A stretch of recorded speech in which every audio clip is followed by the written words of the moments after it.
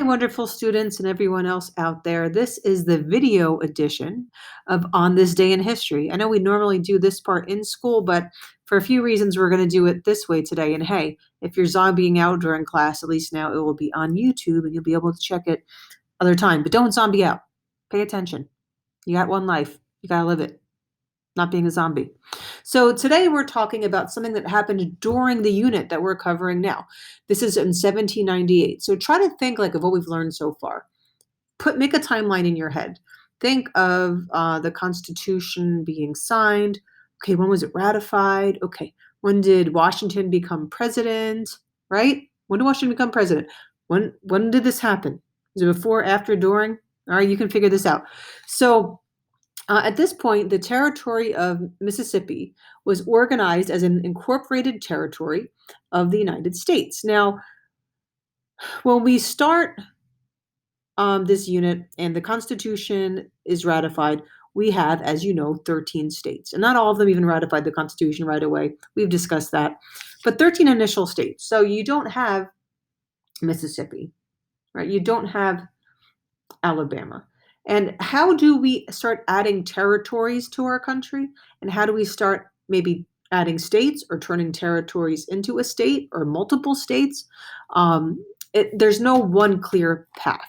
All right. And when we think of territories, we often think of like the Wild West and uncivilized. And sometimes that's true, but not always. Sometimes a little of both. So I want you to see like the patchwork way of the quilt of how we start stitching on parts to our country. And sometimes it was harder than others. Sometimes it was more controversial than others. What happened here was until 1817, even after this was incorporated, the western half of Mississippi was then added, or the western half of the territory was added as the state of Mississippi. So west on this map, think of as the right-hand side. The eastern part became then the Alabama territory, and then it became the state of Alabama in 1819. Okay, so why did all this happen? Well, for a few reasons, but this land was disputed between the U.S. and Spain. Remember, Spain had Florida. Spain had parts of the West, and they're like, it's my land. No, it's my land. No, it's mine. And eventually Spain was like, yes, US, it is your land. We relinquish our claim, and they did so with the Treaty of Madrid in 1795. So not long after, in 1798, the Mississippi Territory was then organized into the United States, and I give you the coordinates there. And it's basically the southern half of the present states of Alabama and Mississippi. And you see that like in the dark green. Now, so you have the US and Spain saying, is this our land? Is this our land? Well, you have Georgia being like, this is our state. This is part of us. Like this is ours. Okay. They maintained a claim over it, over almost entirely what's today Alabama and entirely what's today Mississippi until 1802 because of something called the Yazoo land scandal. Now, if you're into shady deals, real estate ventures, schemes, Google the Yazoo land scandal. And that's what it was. Now, land speculation and land investment was a really big deal right now, right? All this land out west. This is how we're going to make our money. In fact, Washington, before he was the man as we know it, he surveyed land for a lot of these investors. But they had some shady dealings here. And after that was discovered, they're like, okay, yeah, we give up on our claims. Like, right? By then, 1804, Congress extended the boundaries of the territory to include all of the Georgia secession. So one of the things I do miss about being able to teach from home was that I had my whole library there, and I got to have story time with you guys when we did On This Day. So I'm going to read a little bit to you because this is actually more interesting than it might sound.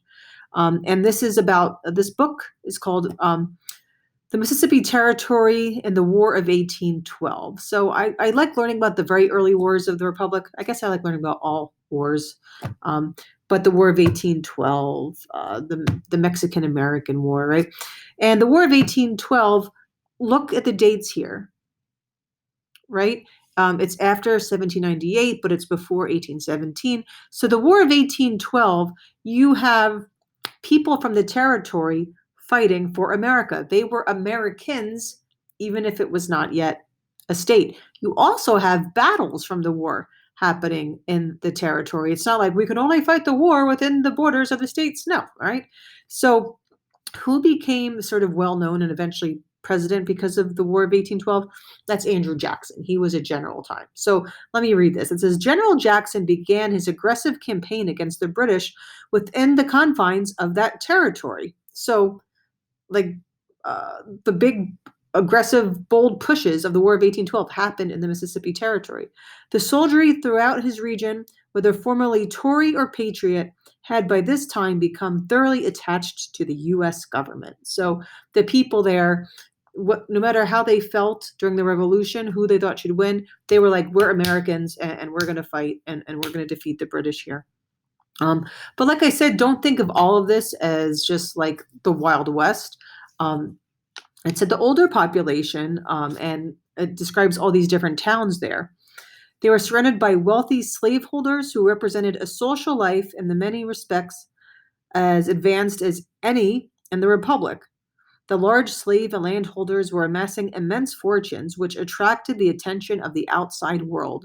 So I'm not saying slavery is good by any means, but you see that um, the economy was thriving, unfortunately, as a result of the slave economy, and that other countries were looking at like, wow, look at what they do in the Mississippi's territory, like, and they lived social lives just like they would on the eastern seaboard. They weren't just like living in log cabins in the middle of nowhere. Um, Also, going back to why did some of the people from the territory fight so well? Well, because some of them were pioneers. And think of what it's like to be a pioneer, and you're chopping down trees and you're making roads and you're getting all your resources and you're hunting. Well, that kind of lifestyle probably makes you a good soldier. And he wrote that he equipped men constantly for the roughest experiences of war. But also, think of what I said. He also had the very civilized part. Older states had contributed a goodly share of their best blood. So like they were sending out some of their youth to the people from say Georgia to go develop this land, and you had the influx of these wealthy people with resources and with motivation there as well. I should have mentioned that this book was written by Aaron Rowland. He was from the area, so of course he's going to have a little bit bias. I'm sure we might read it or write it a little bit differently today. And that was from 1968. So think, how does this event relate to persistence? I see a few different examples of persistence here. How does it relate to empathy? Maybe you want to put about the lack of empathy with the slave holders in the area. What about reflection? Maybe the Azoo scandal made them reflect and say we're not going to claim it anymore. What about collaboration?